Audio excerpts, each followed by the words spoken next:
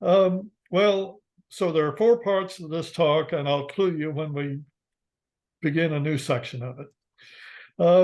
First of all, agriculture is impacting the climate. EPA says at least 10% of greenhouse gases come from ag.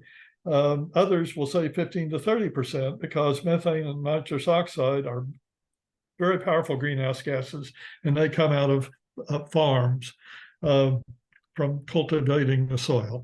And fertilizer making it is energy intensive. There are food shortages. 9% of the world faces hunger. 30% are food insecure. And nations are restricting trade in food. Hunger makes people more vulnerable to disease. So we're also seeing lots of concern about soil erosion. And the faster the world Earth warms, the faster the release of organic matter will be from the soil. We take a quick look here at fundamental soil science. In healthy soil, green plants and the soil microbes cooperate. The plants take carbon dioxide out of the air and make it into sugars. They have an abundance, and so they can release some of it into the soil through their roots, where it will nourish the soil organisms, bacteria and fungi. They then can store the nutrients and provide them back to green plants at optimal times. What has damaged the soils?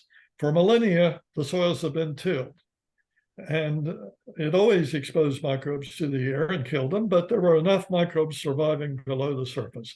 But now that we're industrial scale farming with use of chemical fertilizers, it has overcome the resilience of the microbe community, and the organic carbon has begun a bad decline. So we all have seen photos of the Dust Bowl in the 1930s with the bare soil and wind erosion and dust storms.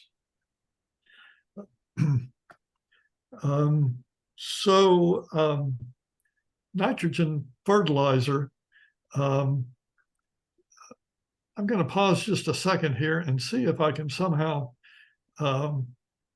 see some of you, so that if there's a frantic waving of hands or something, I'll know to pause and give guidance.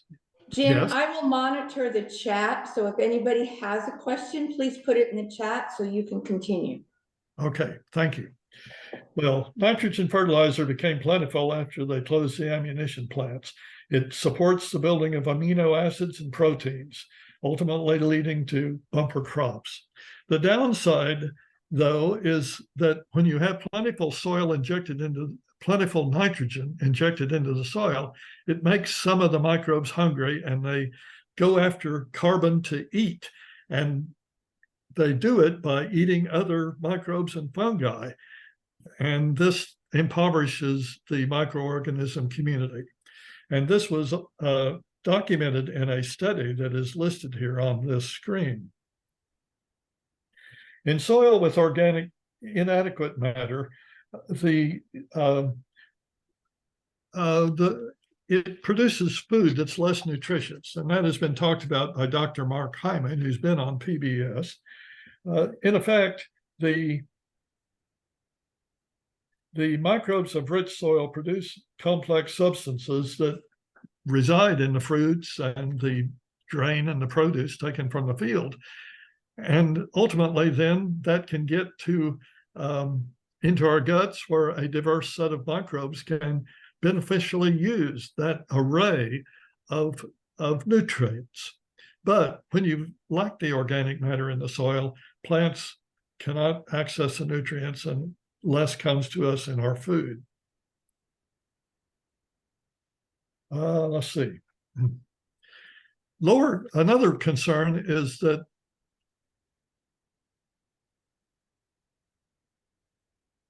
lower carbon soil is less capable of holding water.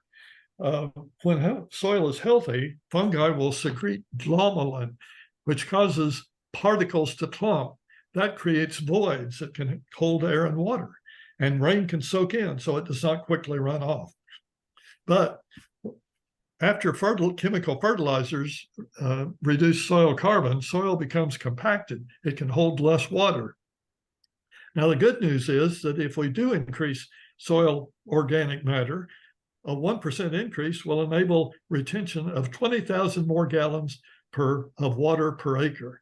And Natural Resources Defense Council did some calculations to show that that is a realistic number. Problem with compacted soil is that the runoff carries fertilizer into streams, ultimately gets down to the river deltas where algae bloom and then rot, consuming all the oxygen, and it causes dead zones with no marine life. Water in the soil also affects our rainfall patterns, because when our temperature is moderate, the water in the soil evaporates, and that then helps local rainfall. This is called the small water cycle. But as the earth gets, and you can click on that word explain to learn more about that ultimately, when this set of slides becomes available to you. As the earth gets hotter, though, and the soil holds less water, then some fields get too much rain and other fields get too little. So we need to increase soil organic matter. We're now to part 2. There are some solutions to the water problems that the Farm Bill can help to scale up. Regenerative agriculture nourishes the soil, microorganisms, regenerating the soil.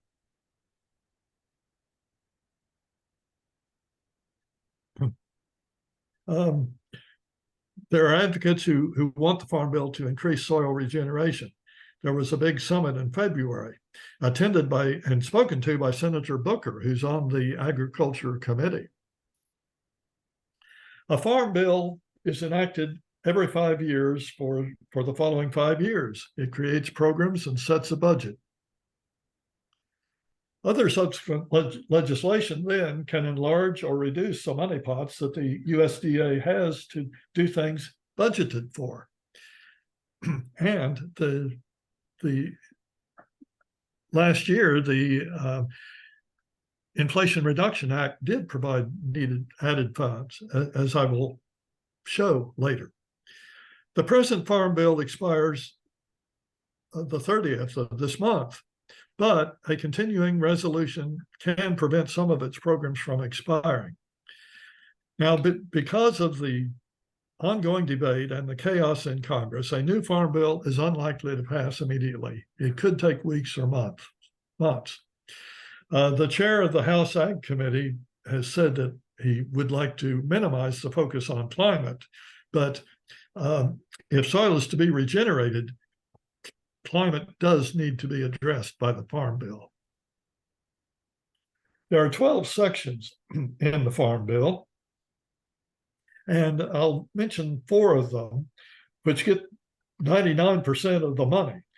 Commodity programs get 7%. They help to maintain the prices of agricultural produce. Conservation programs are what helps to preserve biodiversity and maintain grasslands. Some of the money spent there is helping to maintain the soil, but conservation should get a larger chunk of money. The big chunk of what is spent through the agriculture is for nutrition. Food aid going to people who need food aid. We hear of food stamps, and it is called the Supplemental Nutrition Assistance Program.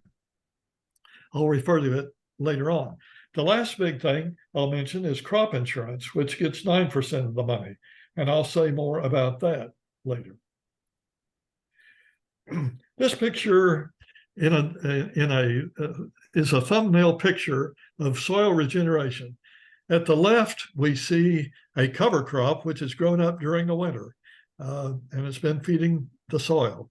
and the machine at the front of the tractor is crimping it so that it will not grow anymore, and it will lie down and serve as mulch for the cash crop.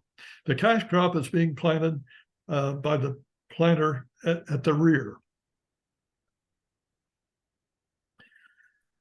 So some things that farmers can do are cover crops, which usually are seeded in the fall.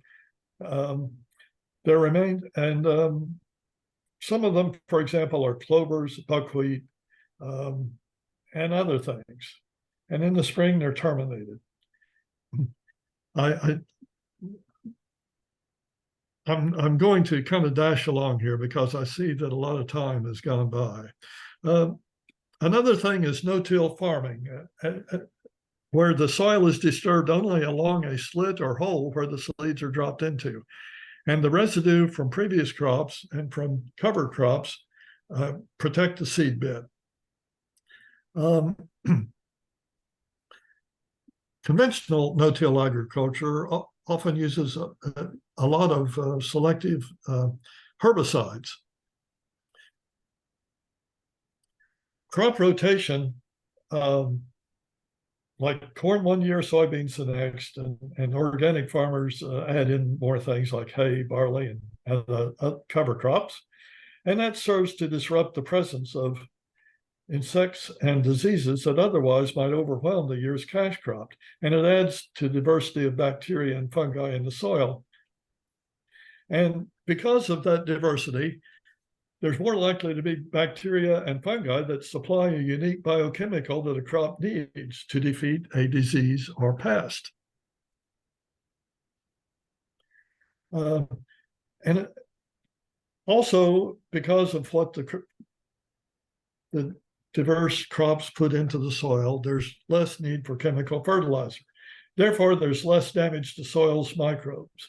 Now, the yields per acre do not match the conventional farmer's yields, but with less input costs, the regenerative farmer has higher profits per acre. And I want to pause here and hear from a farmer.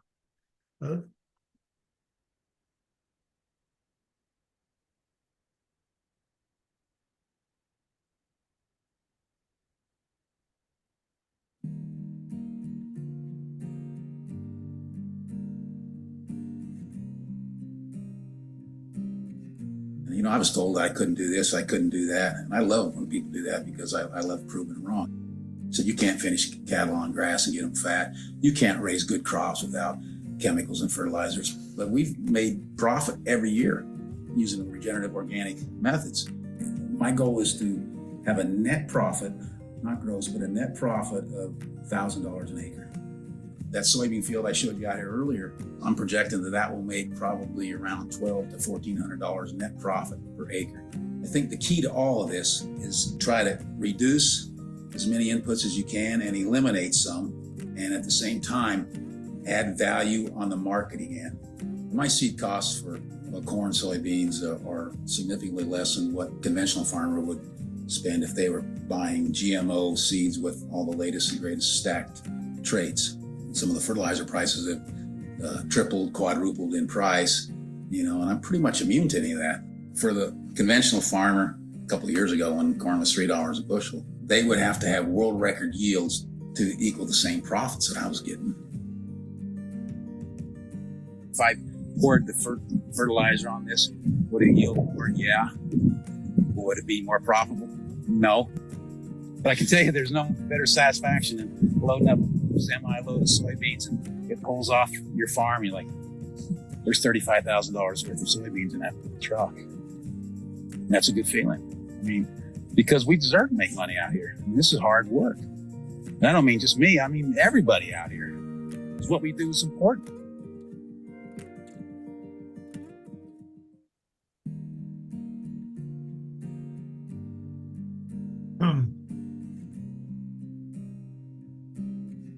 You know, I was told I couldn't do this, I couldn't do that. And I love when people do that because I love proving them wrong.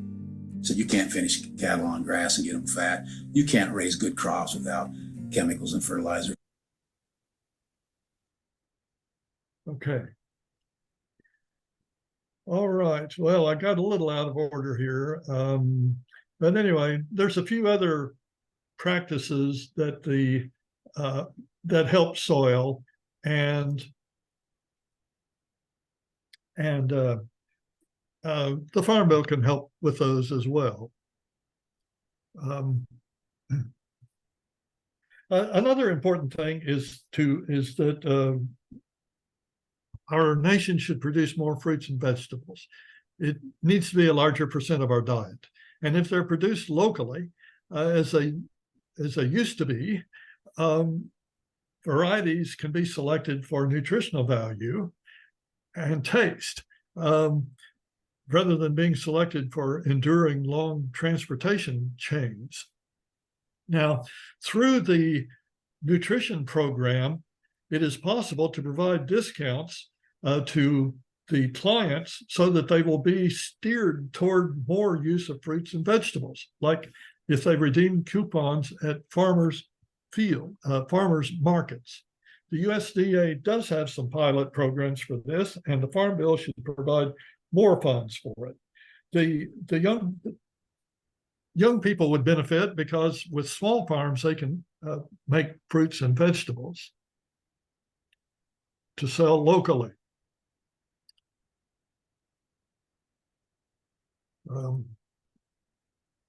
Okay. Well, there is a study that checked on 30 farms, and it did show increased net farm income and yield increases. It does, however, take a transition period of a few years for a farmer to go from heavy reliance on chemicals to because it takes time for the soil's carbon content and microorganism communities to grow.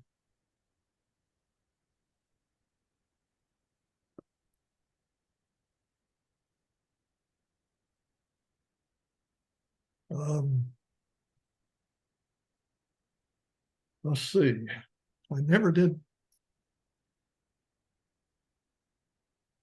Maybe this thing causes less problems there. Excuse me a second.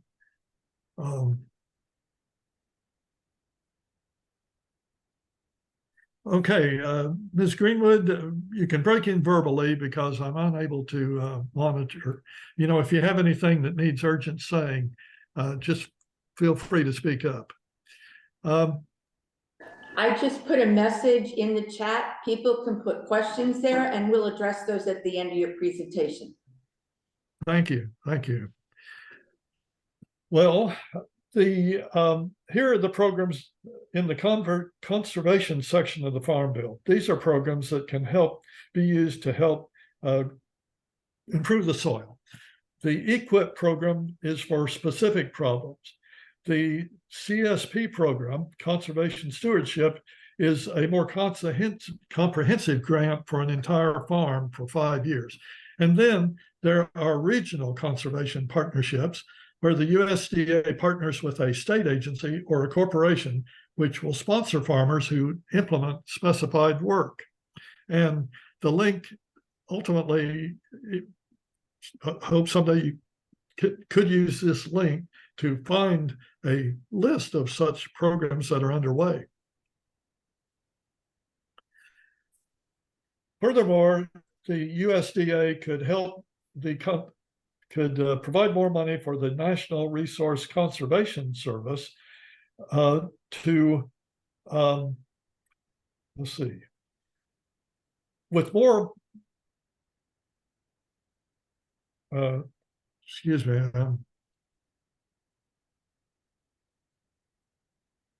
I seem to have lost a slide, but anyway, the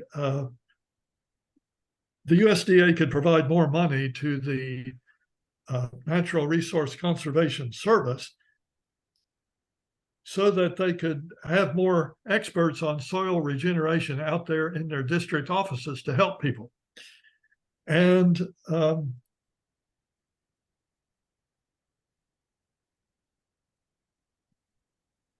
okay.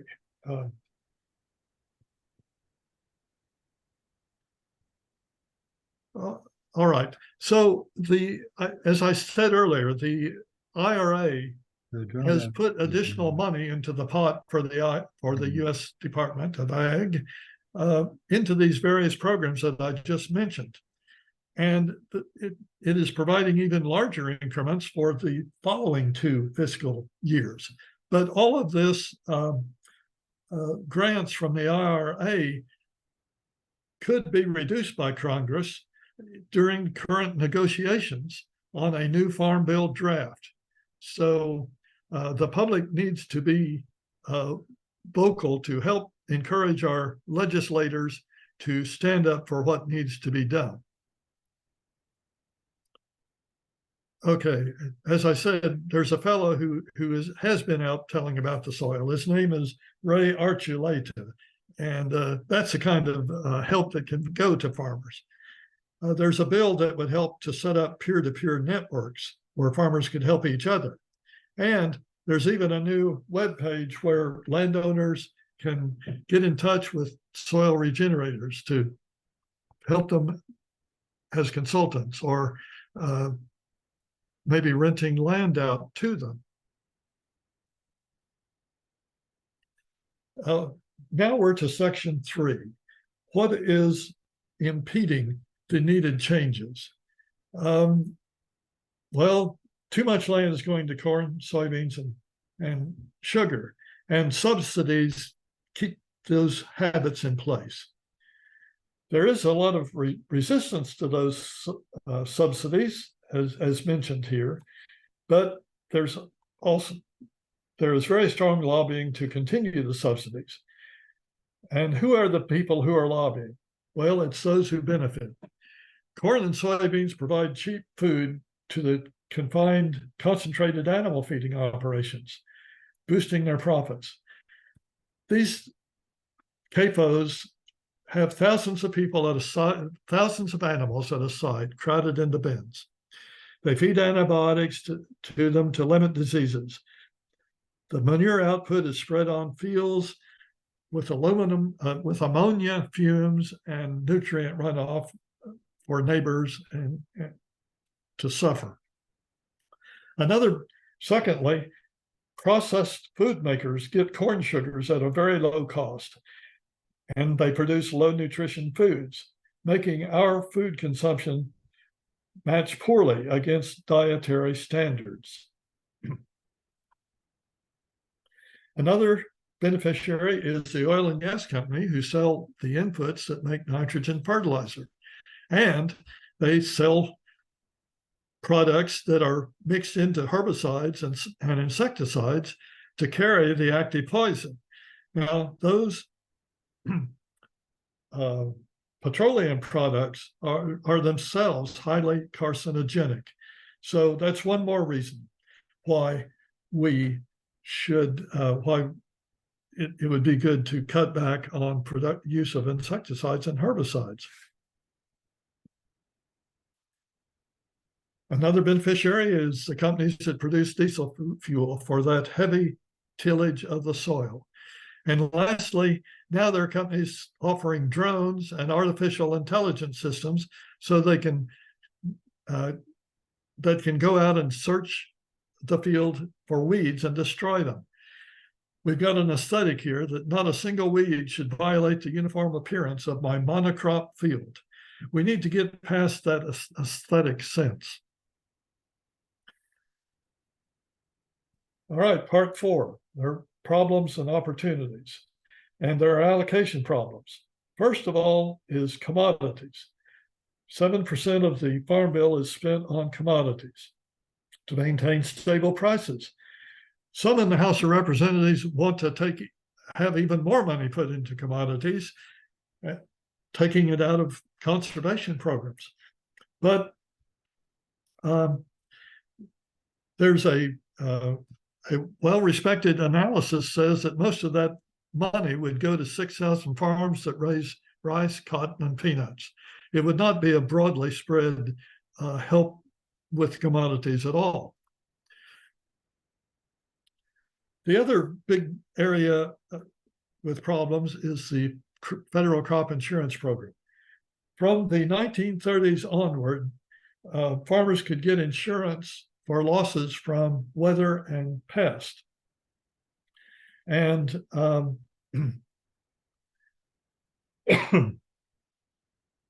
but from 1994 onward, the law was revised so that farmers also can buy protection for losses due to falling prices. This removes the risk of losses. And so now farmers can get a safe and dependable income by monocropping, raising more corn and soybeans than actually is ideal to be produced. Now, conventional farmers, raising corn and soybean farmers, many of them are buying costly genetically modified seed. So they need operating loans from banks. And banks do require that the farmer get crop insurance as security for loans.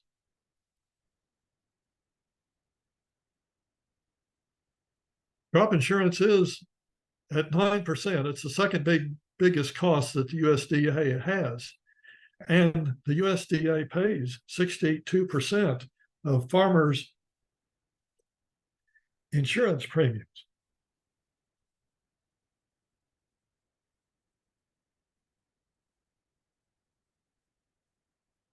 With climate problems getting worse and flooding more fields and so on, there are increased crop losses so that the expenses for the USDA will keep getting larger and larger. One of the problems with crop insurance is that to be eligible for its benefits, you have to comply with good farming practices, which have not been updated to adequately include soil regeneration practices. There's an article that tells about this, and as a result, farmers can be penalized for under-fertilizing, under-watering, keeping a cover crop in the ground for too long, or not growing their cash crop in distinct rows. So there are farmers in Texas who are doing things that could really help to refill the aquifer below, but they're not eligible for insurance because they're doing it.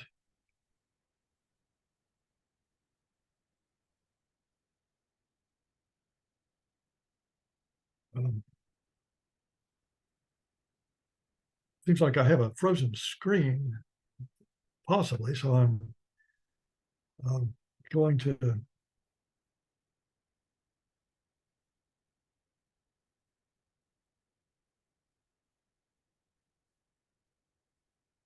Another thing is that all farmers have to pay the same premiums, but farmers who are regenerating their soil are going to have smaller losses, and they therefore should get to pay smaller insurance premiums. But that's not yet written into the regulations. And the National Sustainable Agriculture Coalition has a publication which discusses various problems with the crop insurance program.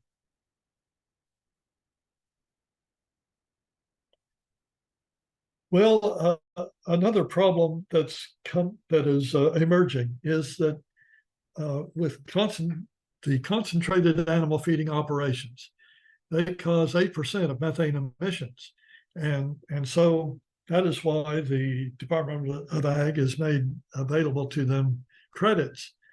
Tax credits for using anaerobic digesters, which separate methane from the solids. The methane can be put into pipelines, or it can be used within the CAFO to warm its buildings, for example. Now, the solids can be made into fertilizer, and that sounds desirable. But the fertilizer is problematic because it has too many nutrients in it. Really, the way that we should deal with CAFOs is to eat less meat so that there's less need for this way of raising animal food in the long run. But this tax credit for these digesters is problematic. It has a unintended consequences. It's a motive to enlarge CAFOs because a CAFO has to be quite large to be big enough to use one of these digesters. Secondly, the CAFO can get an extra point of credit if they locate it near a disadvantaged community. We should not be motivating that. Another thing is that having installed a digester, it's a motive to keep using the CAFO facilities longer, to prolong their useful life. So the Farm Bill ideally should be reducing incentives for these digesters. And you may have seen in the news this week that neighbors of CAFOs in Minnesota are suing the EPA to regulate CAFOs better to protect from excess manure runoff.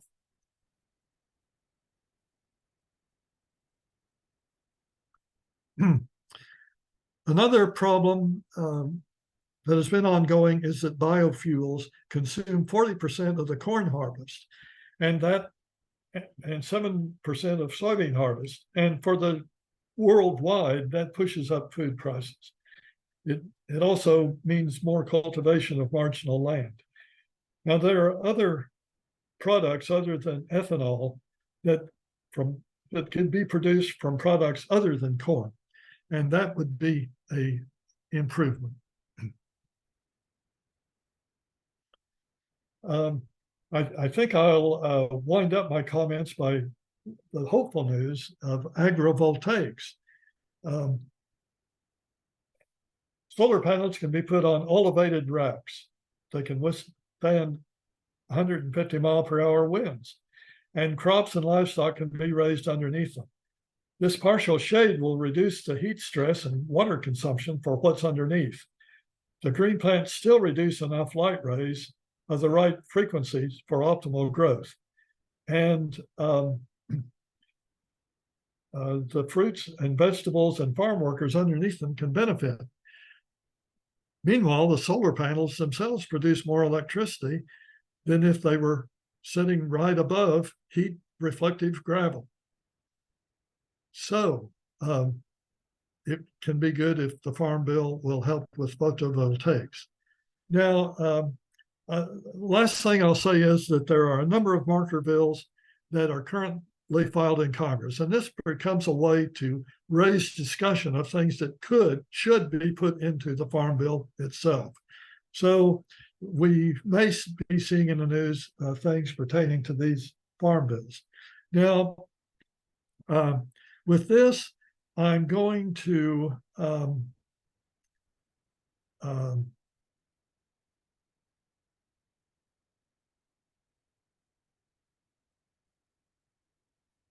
let's see. Ideally, Ms. Greenwood, is there any is there anything in the chat that we can discuss? What I want to do, if I can make my screen behave like I want it, is to facilitate any group discussion. Yes, we have a question that came out of the chat when you were talking about yields. Is it yield per acre versus income per acre? Which are the farmers, or do you have those figures? Well, farmers primarily nowadays, conventional farmers are obsessed with yield per acre. But organic farmers will say that what counts is the net income per acre. With lower input, with buying less fertilizer and so on, they can make more net income per acre.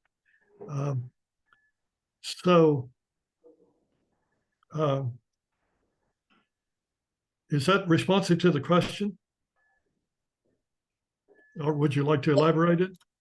If someone who put that question in would like to add to the chat, please do that. This is Jerry. I'm the one that put that in the chat. I also put it in the chat yesterday for Josh to think about or talk about.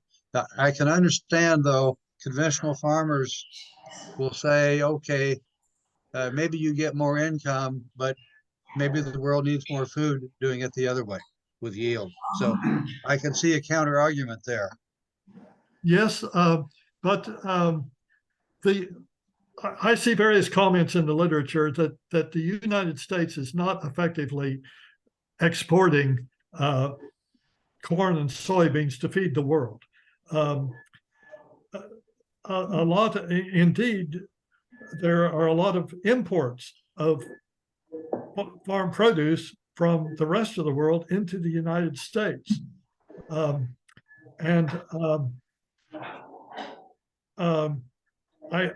Anyone has a question here, raise your hand. this is not going to be an either or choice. It'll be a transition and a balancing as to the organically produced crops, diversified crops versus corn and beans. Okay, well, Are there any questions in the room? For Jim? or comments. Shamel from Arkansas said, buy local farmers cooperative and more. So that would help those farmers in producing. There were also suggestions in the chat about 2 books that you could use for studies in your church. Would be Drawdown and put my glasses on here, and Kiss the Ground. And Kiss the Ground is also a good video for study and able to use. So that one is free. I think it's on Netflix. So Yes, I'm glad those were mentioned. any other questions for Jim? I have a question. Ella Joan from Albuquerque, New Mexico, and we showed Kiss the Ground about a year ago and just loved it. So I recommend it highly for your congregations. My question is, Jim, how can I support the Farm Bill? Should I be talking to my legislators now, or is it's still being drafted? Where are we? It's being drafted, and that may go on for weeks or months. I think it's probably what I'm going to do is talk to my legislature and say that I'm concerned about it. My legislator is not on the agricultural committee, so we'll have no input right away. But maybe it's good to have, and I'm just speaking as a layperson here, that it can't hurt to start prompting our legislators now to have some buzz about what needs to be in the Farm Bill. And I suppose that more particular statements could be submitted to members of the agriculture committees. And I see now that perhaps I should have had a link here to to find who are those members of the committees. But with Google, one can find out who to write, find out Yes. who are. If you have a quick link, Jim, if you would email that to us, we have a whole set of resources that will be posted and be available to all the participants at at this conference. So send it to us and we'll add that to our resource list. Okay, I'll try to do that sometime today. Okay, we do have a question in the room. John. It's a comment. Comment, okay. Follow up on the, talking about how there's. Sorry, so they could hear you. That's good. Talking about how to do advocacy around the Farm Bill. Most advocacy groups, like Citizens Climate Lobby and Bread for the World, those are off the top of my head. They have specific agenda items that they're already working on the Farm Bill. And one of the best ways an individual can weigh into this is through an advocacy organization that's already at work on something. That's a very good point. Thank you.